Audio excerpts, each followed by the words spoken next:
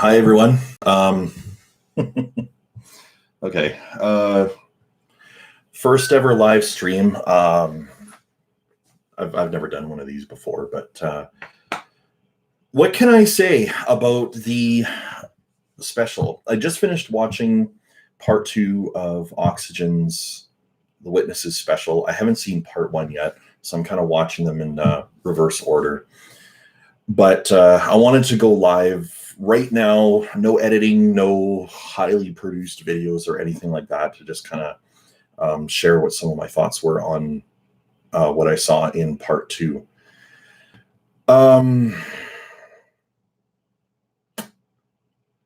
First of all, Trey Bundy, one hell of a job.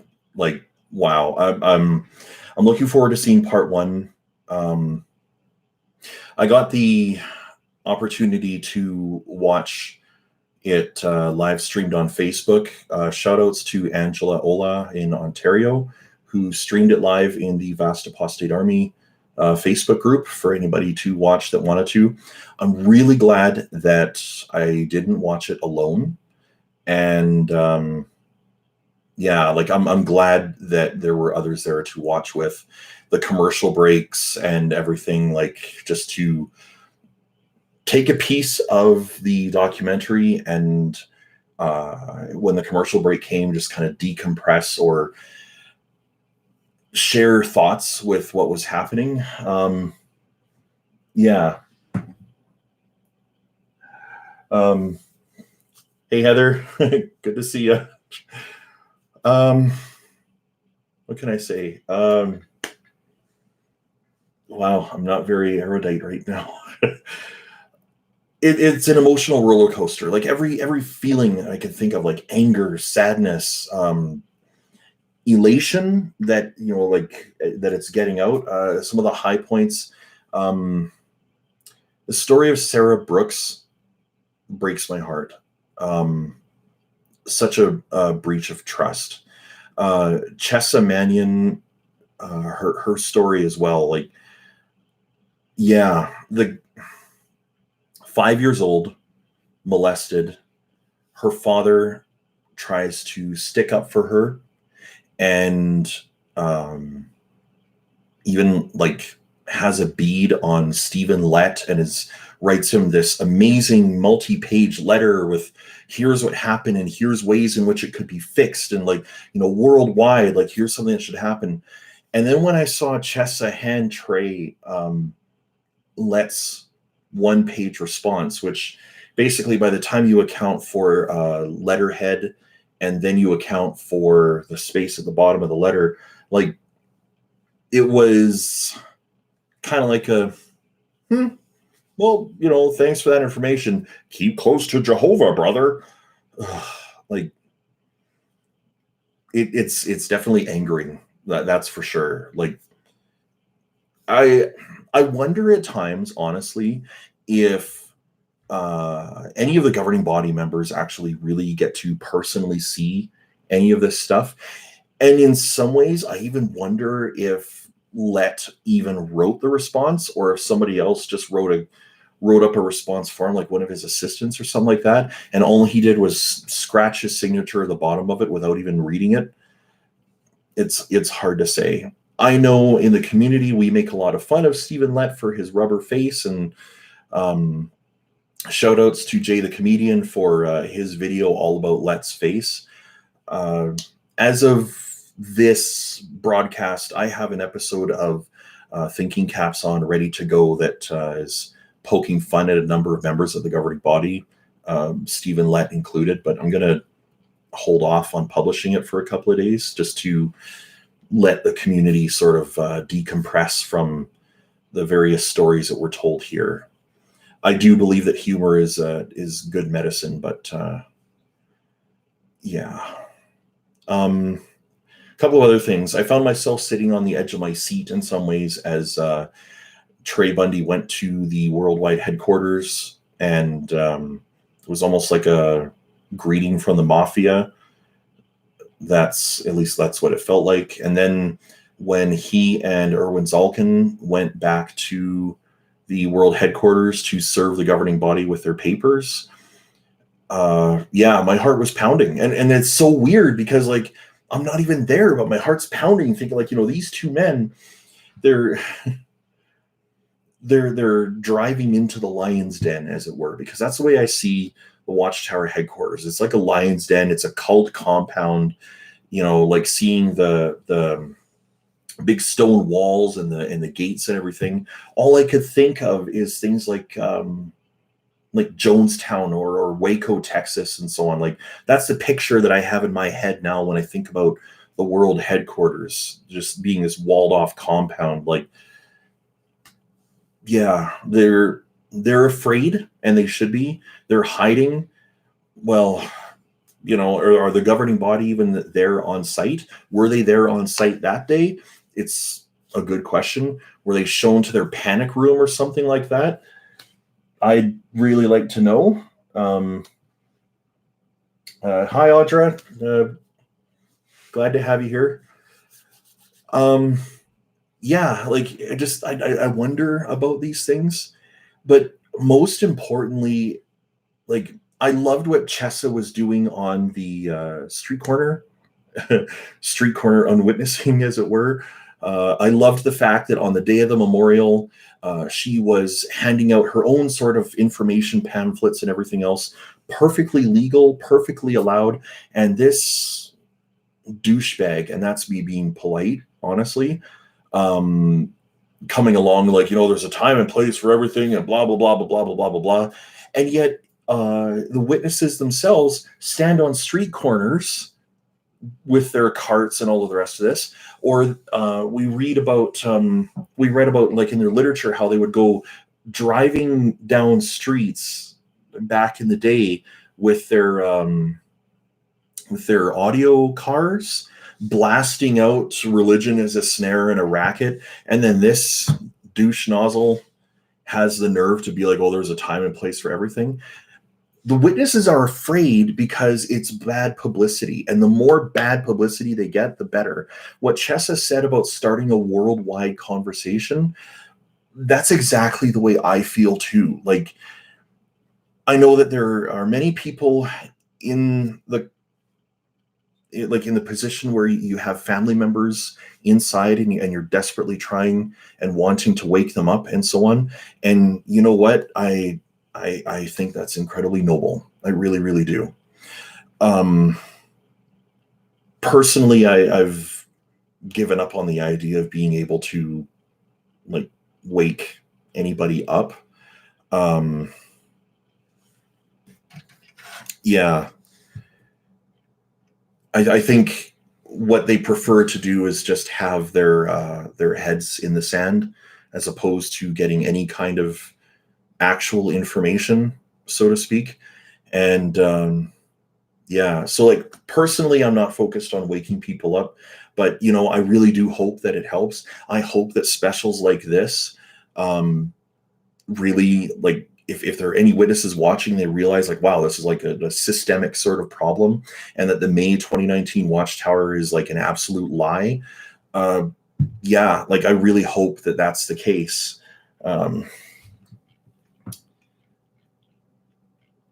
Yeah, Heather, the memorial is an important place to protest. All the prospects are there. I absolutely agree with that. I'm gonna do something here just so I can like read things a little bit better. Me and my poor eyesight, so bear with me as you all get to look at my shiny bald head. Audra, great program, very well presented. The brave victims were raw, open, and honest. They did not come across as bitter and hateful, sincerely working towards helping others. I 100% agree with that. Like these people, they are not at all the picture that Watchtower wants to paint with regards to apostates at all.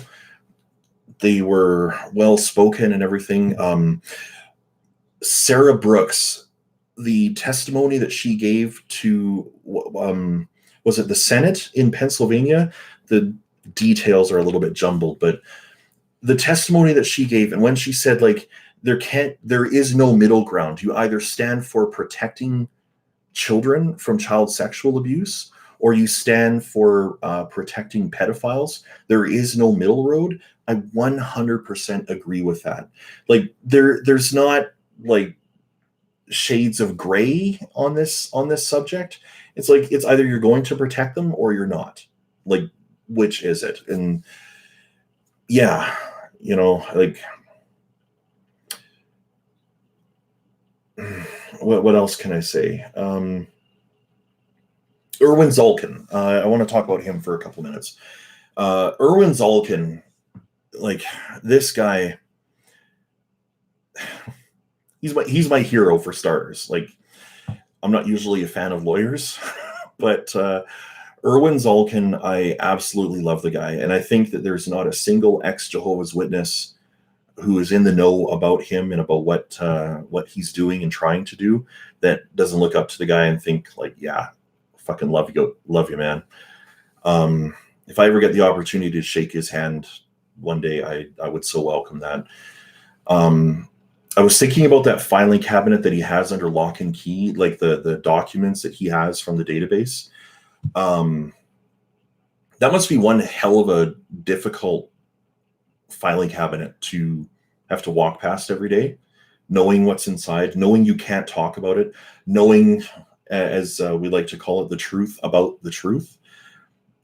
And that poor guy, like the things that he knows and can't share and talk about with others, like it must be mentally taxing. And I really hope that he has I hope he has the support system, not just for what he knows about Jehovah's Witnesses and their database, but even the other cases that he is trying. Like, I know that on their Facebook page, they posted about the Catholic Church, I think the Mormon Church as well.